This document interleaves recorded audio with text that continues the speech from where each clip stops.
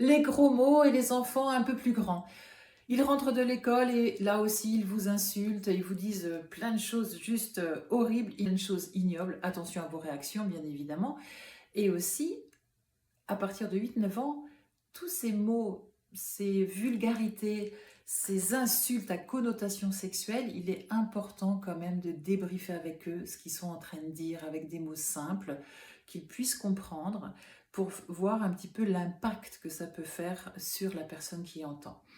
Et effectivement, il y a la piste aussi de la foire aux gros mots. C'est par exemple, une fois par semaine, on va se donner 5 minutes pour dire tous ces gros mots là qui nous brûlent la bouche des fois et les jeter au sol, les jeter dans un puits imaginaire, s'en débarrasser, hein, parce qu'on ne va pas se les jeter à la figure, bien sûr, hein. On va les jeter au sol et on va tous pendant 5 minutes dire plein de gros mots comme ça. Ça défoule, on se marre, ça fait un jeu ensemble et au moins on se débarrasse de ça. Il y a autre chose à faire encore. Oui, autre chose, c'est effectivement transformer un petit peu ces mots avec peut-être d'autres lettres.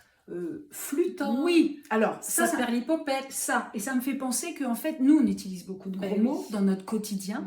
Et donc, essayons aussi, nous les adultes, puisqu'on marche par la modélisation, de prendre conscience de tous ces mots qu'on dit, de la fréquence à laquelle on les dit et de comment on les dit. Et effectivement, de les transformer. Flutin, saperlipopette, pétard, enfin des trucs comme ça à la place des fameux, on va pas les dire là, mais voilà, à la place des et simplement, allez vous appuyer sur effectivement le capitaine Haddock, rappelez-vous. Oui, ça c'est bien. Ça me rappelle une maman une fois qui était venue me consulter pour me dire que son fils disait des tas de gros mots, qu'il avait 8 ans, et ce qu'elle lui disait c'était « Mais moi je suis une adulte, j'ai le droit, toi t'es petit, tu n'as pas le droit ».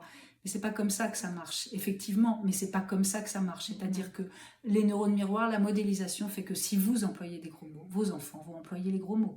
Posez vos questions sous la vidéo.